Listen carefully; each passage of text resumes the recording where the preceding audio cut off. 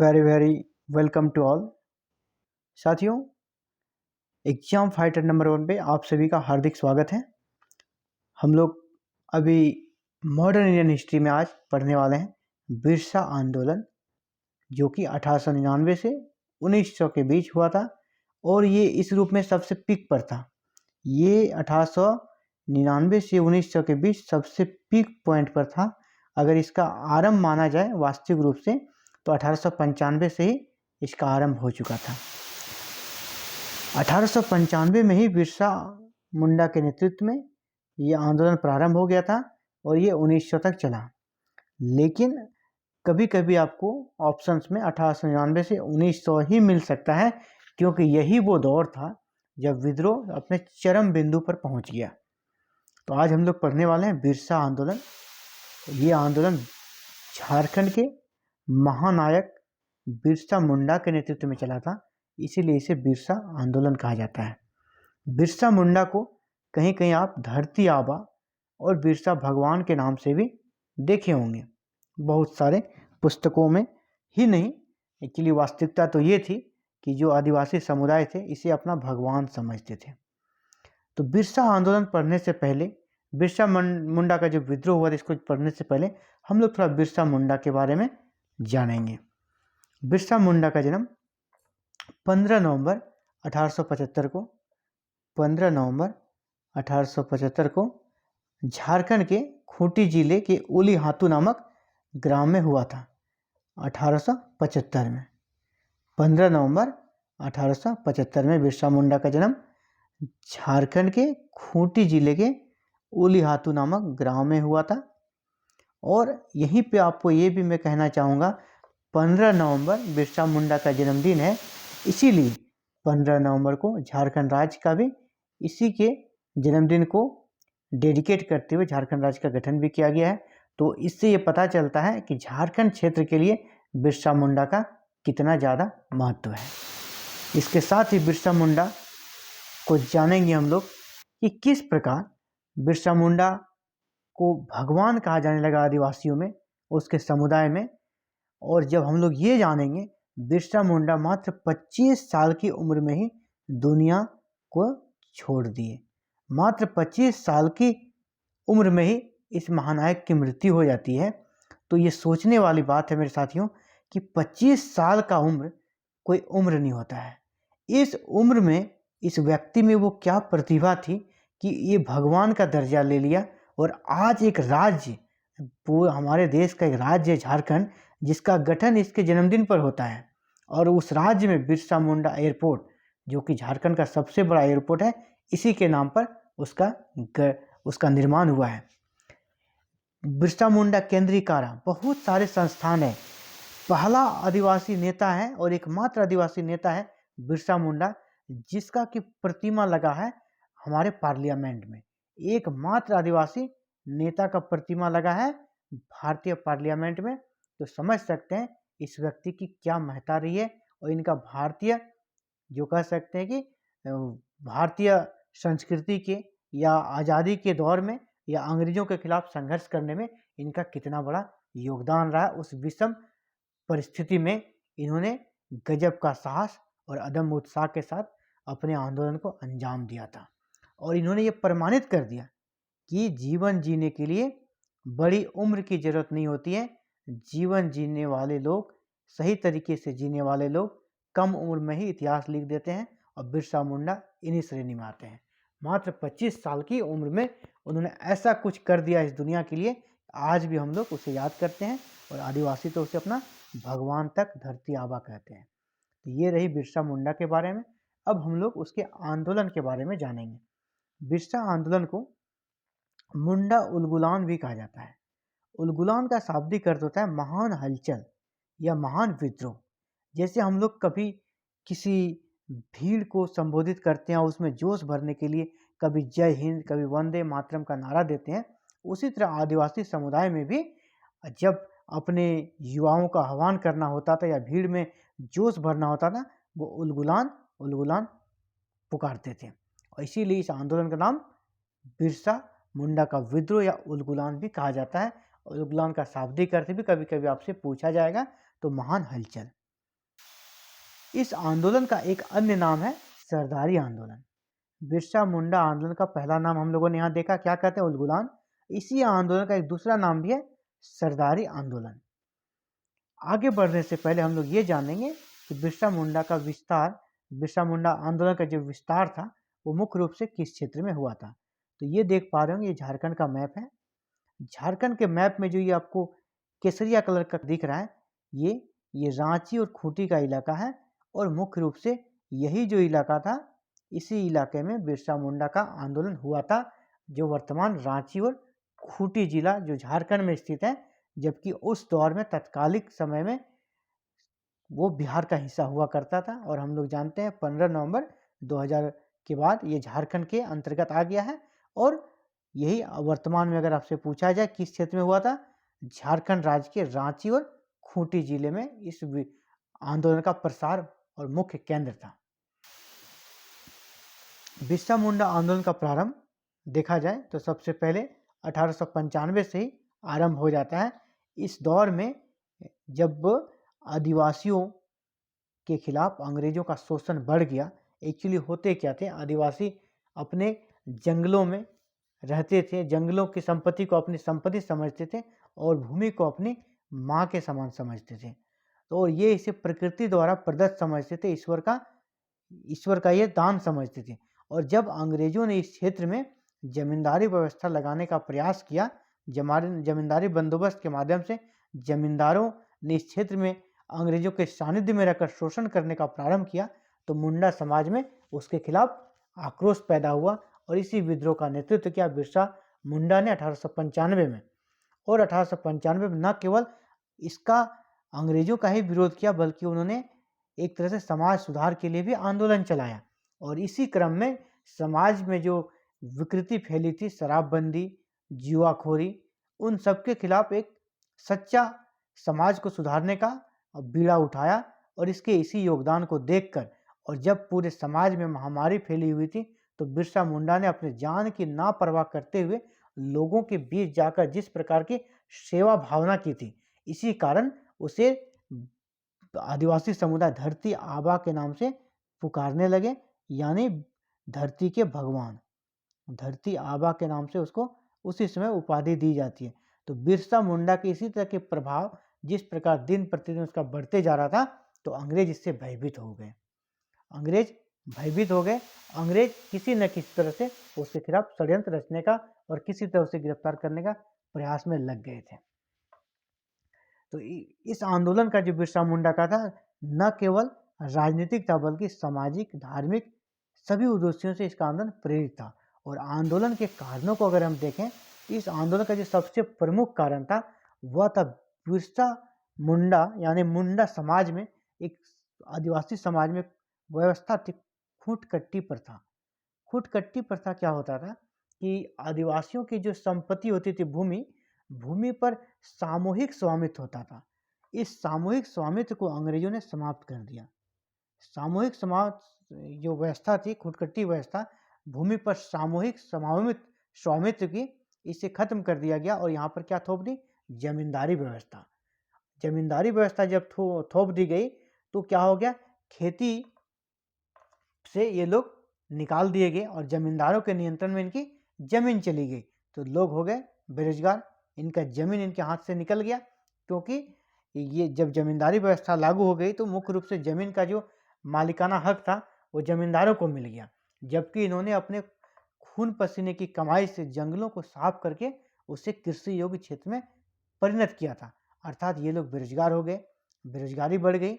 दूसरा, ये जो ईसाई मिशनरियाँ थी, ईसाई मिशनरियाँ पहले तो किस रूप में आई थी? ईसाई मिशनरियाँ पहले आई कि हम आपके कल्याण के लिए आए हैं, आपको सभ्य बनाने के लिए आए हैं, आपके भलाई के लिए आए हैं। लेकिन जब ईसाई मिशनरियों ने इन लोगों से धर्मांतरण करने का प्रस्ताव दिया, अपने धर्म को बदलकर ईसाई बनने के लिए इन लोगों को ईसाई बदलने का जो उन्होंने प्रयास किया, इससे इन लोगों में भी एक तरह से ईसाई मिशनरियों के प्रति भी एक तरह से गलत, जो उसका असली इमेज था, इस तरह की भावना जागृत होती है। और ये लोग ईसाई मिशनरियों के भी खिलाफ हो जाते हैं, अंग्रेजों के खिलाफ भी हो जाते हैं, ईसाई मिशनरियों के खिलाफ भी हो जाते हैं।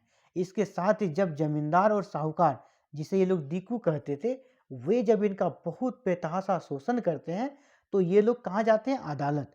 उस दौर में अंग्रेजों ने अदालत बनाए थे, न्यायालय बनाए थे, वहाँ पर जाते हैं तो वहाँ भी उन्हें निराशा ही मिलती है, क्योंकि जो जज होते थे वो अंग्रेज अधिकतर हुआ करते थे और वो जो डिसीजन देते थे अधिकतर उन्हीं के पक्ष में देते थे, जमींदार, साहूकार या अंग्रेजों के पक्ष में।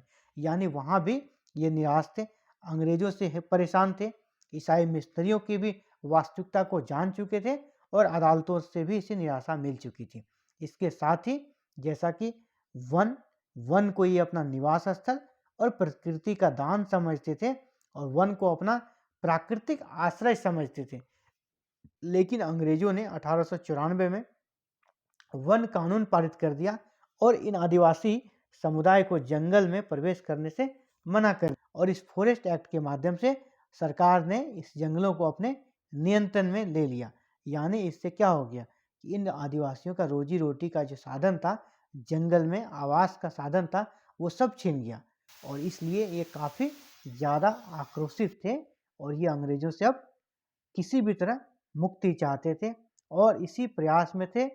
और इस विद्रोह का जो कह सकते हैं मुख्यालय था, पहले भी मैंने कहा, खूंटी था।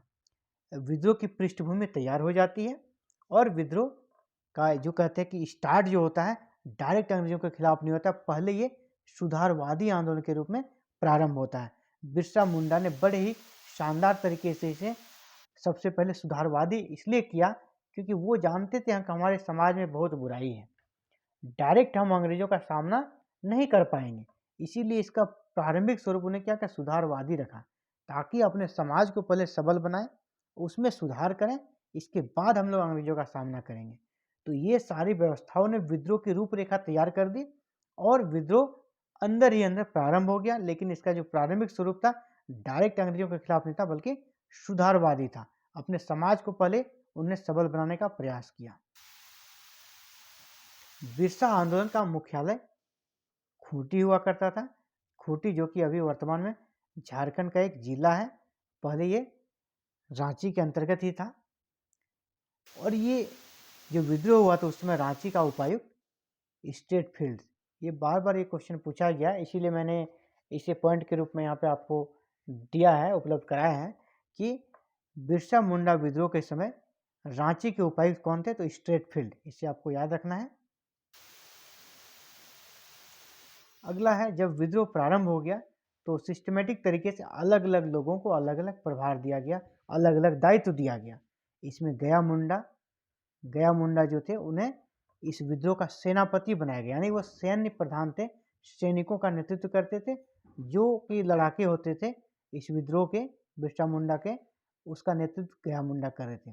इससे दोनका मुंडा जो था वो राजनीतिक शाखा के प्रमुख थे और सोमा मुंडा धार्मिक सामाजिक शाखा के प्रमुख थे। दोनका मुंडा राजनीतिक शाखा और सोमा मुंडा धार्मिक सामाजिक शाखा के प्रमुख थे। इन सब ने मिलकर बिरसा मुंडा के नेतृत्व में इस आंदोलन को चलाया और इसी क्रम में बिरसा मुंडा को 1895 में पहली बार अंग्रेज गिरफ्तार कर लेते हैं और वो जेल में 2 साल रहते हैं 1897 तक। 1897 में जब वो वापस आते हैं तो वो फिर से अंग्रेजों के खिलाफ और ज़्यादा आक्रामक हो जाते हैं। इसकी गतिविधि को देखते हुए अंग्रेज इससे बिरसा मुंडा से भयभीत हो जाते हैं कि ये तो और आक्रामक हो गया, इसका अपार जन समर्थन इसे मिल रहा था। इसके कारण अब अंग्रेज किसी भी तरह इसे गिरफ्तार करना चाहते थे और बिरसा मुंडा के गिरफ्तारी के लिए 500 रुपये का इनाम रखा गया था उस दौर में। उस समय की बात है साथियों, एक तो 1900 का समय है जब बिरसा मुंडा को गिरफ्तार करने के लिए 500 रुपये का इनाम घोषित किया गया। यानी अगर आज के डेट में इस 500 रुपये का वैल्यू देखें तो ये कम से कम 50 लाख से कम नहीं होगा। तो 50 लाख इसके लिए इनाम की घोषणा की गई थी कि इसे जो पकड़वा देगा उसे हम लोग 500 रुपया देंगे। वर्तमान में इसका वैल्यू अगर देखें तो 50 लाख के आसपास होगा। एक चीज़ यहाँ मेंशन करना चाहूँगा कि यहाँ पे आप जो देख रहे हैं 1990 है, 1990 नहीं, ये 1900 होगा, आप लोग इसे 1900 पढ़ेंगे। 3 फरवरी 1900 को गिरफ्तार किया गया, 3 फरवरी 1900 को गिरफ्तार किया गया था बिरसा मुंडा को। गाइस यहाँ पर ध्यान देंगे, ये जो डेट है इसे आप करेक्शन करके 3 फरवरी 1900 पढ़ेंगे। 3 फरवरी 1900 को उसे गिरफ्तार किया गया और 9 जून 1900 को उसकी मृत्यु हो जाती है। और ये मृत्यु हो जाती है क्यों, अभी हम लोग आगे इसका डिस्कशन करेंगे। बिरसा मुंडा की गिरफ्तारी, जो 500 रुपये इसके ऊपर इनाम घोषित किया गया था, इसके लालच में उसके अपने ही एक आदमी थे जगमोहन सिंह। जगमोहन सिंह के, जिसको कह सकते हैं मुखबिरी, उन्होंने जाके अंग्रेजों को सूचना दे दी और जगमोहन सिंह जो जमींदार हुए थे, उसके शागिर्द वीर सिंह महली के कहने पर अंग्रेजों द्वारा गिरफ्तार कर लिया गया। बिरसा मुंडा को कब गिरफ्तार किया गया? 3 फरवरी 1900 को गिरफ्तार किया गया। किसके कहने पर? वीर सिंह महली किसके सानिध्य में रहते थे? जमींदार जगमोहन सिंह के सानिध्य में रहने वाले वीर सिंह महली के गुप्त सूचना के कारण बिरसा मुंडा की गिरफ्तारी हो जाती है 3 फरवरी 1900 को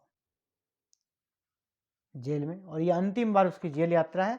इसी जेल यात्रा के दौरान उसकी मृत्यु हो जाती है 9 जून 1900 को जेल में ही। और कहा जाता है कि उसे जेल में ही एक जहर दे दिया जाता है, जिसे कहते हैं कि उससे धीरे धीरे उसको स्लो पॉइजन के माध्यम से धीरे धीरे उसका शरीर होता है खराब होने लगता है, तबीयत बिगड़ने लगता है और अंततः उसकी मृत्यु हो जाती है। इस विद्रोह, बिरसा मुंडा के विद्रोह का बहुत ही अच्छा परिणाम रहा इस क्षेत्र के लिए। और बिरसा मुंडा के इस विद्रोह के कारण ही इस विद्रोह में के बाद 11 नवंबर 1908 को छोटा नागपुर काश्तकारी एक्ट, छोटा नागपुर टेनेंसी एक्ट, जिसको CNT एक्ट हम लोग नाम से जानते हैं, यहाँ पारित किया गया है। कब पारित किया गया? 11 नवंबर 1908 को। इस विद्रोह का परिणाम हम लोग देख रहे हैं। इस विद्रोह का क्या परिणाम हुआ? क्योंकि बिरसा मुंडा की मृत्यु हो जाती है जेल में ही, और बिरसा मुंडा की मृत्यु के साथ ये विद्रोह समाप्त हो जाता है। अब इसके परिणाम को हम लोग देख रहे हैं। तो सबसे पहला जो और सबसे मेजर परिणाम क्या हुआ? CNT एक्ट बना, छोटा नागपुर टेनेंसी एक्ट, जिसके माध्यम से ये प्रावधान किया गया कि इस क्षेत्र के जो आदिवासी जमीन है, अब उसे कोई भी गैर आदिवासी नहीं खरीद सकता है। इसके बाद इसका दूसरा परिणाम हुआ, गुमला और खूंटी को एक अलग नया अनुमंडल बना दिया गया। 2 नए अनुमंडल बने, गुमला और खूंटी। ये इसका दूसरा प्रभाव था। इसके साथ ही आदिवासियों की जो शिकायत थी कि न्यायालय में न्याय नहीं मिलता है, इसीलिए स्पेशल न्यायालय बनाए गए, बहुत सारे स्पेशल न्यायालय बनाए गए। और रांची जिले का सर्वेक्षण भी कराया गया। और जो बेगारी प्रथा थी, इन लोगों से जो रेलवे का जो काम होता था, वहाँ पर आदिवासियों से बेगारी लिया जाता था, उसको यहाँ पे बंद करने की व्यवस्था की गई, मुकम्मल व्यवस्था की गई। अब बेगारी नहीं ली जाएगी। इस विद्रोह का जो साइलेंट फीचर था, अप्रत्यक्ष प्रभाव कहते हैं, उसमें ये भी था। इस विद्रोह का अप्रत्यक्ष प्रभाव ये रहा, सिंह बोंगा देवता, जो कि मुंडाओं के मुख्य देवता हुआ करते थे, की आराधना एवं उसके प्रति समर्पण के रूप में एकेश्वरवाद का विकास हुआ। एकेश्वरवाद, जैसे हमारे हिंदू धर्म में बहुदेववाद है, लेकिन बिरसा मुंडा ने मुंडाओं का सर्वोच्च देवता सिंह बोंगा को माना, यानी एक ही देवता थे वहाँ पर, इसीलिए एकेश्वरवाद की भावना का भी उस दौर में इसके माध्यम से अप्रत्यक्ष रूप से विकास हुआ। तो बिरसा मुंडा के बारे में हम लोग देख रहे थे, बिरसा मुंडा विद्रोह के बारे में पढ़े, और इनके बारे में कुछ स्पेशल फैक्ट्स है इन चित्र के माध्यम से आपको मैं बताना चाहूँगा। जो पहला फिगर है, इसके माध्यम से हम लोगों ने देखा कि बिरसा मुंडा का जो विद्रोह था, इसका प्रभाव यहाँ पर रांची और खूंटी जिले में था। दूसरे फिगर में हम लोग देख पा रहे हैं किस प्रकार बिरसा मुंडा ने अपने परंपरागत तीर और धनुष, जो उनके सेनाएं भी थी, वो इसी हथियार से लड़ते थे, तीर और धनुष के साथ, जबकि अंग्रेज बंदूक से लड़ते थे, तोपों से लड़ते थे, और बिरसा मुंडा और उसके सैनिक इन्हीं परंपरागत तीर और धनुष के सहारे लड़ते थे। लेकिन उसमें अदम साहस और उत्साह था। इसी दम के आधार पर अंग्रेज इनसे भयभीत रहते थे, इनसे डरते थे, और शायद इसीलिए उसे बार बार जेल ले जाया गया और जेल में उसे स्लो पॉइजन देकर मार दिया गया। और बिरसा मुंडा की मृत्यु कब होती है? 9 जून 1900 को। इसीलिए इस दिन को बिरसा मुंडा बलिदान दिवस भी मनाते हैं हम लोग। बलिदान दिवस 9 जून को मनाया जाता है। इसी प्रकार बिरसा मुंडा से संबंधित कुछ विशेष बातें भी यहाँ पर भी आपको देखने को मिलेंगी। वो है कि बिरसा मुंडा किस प्रकार के युद्ध करते थे, तो गुरिल्ला युद्ध। बिरसा मुंडा गुरिल्ला युद्ध में माहिर थे और उसकी गिरफ्तारी के लिए 500 रुपये का इनाम रखा गया था। सबसे पहले 1895 में गिरफ्तार हुए और उसे 2 सालों की सजा हुई। युवा जब थे बिरसा मुंडा तो उनको एक जर्मन मिशन स्कूल में एडमिशन कराया गया था, जिसके कारण उसका नाम चेंज हो गया था और बिरसा डेविड पड़ गया था।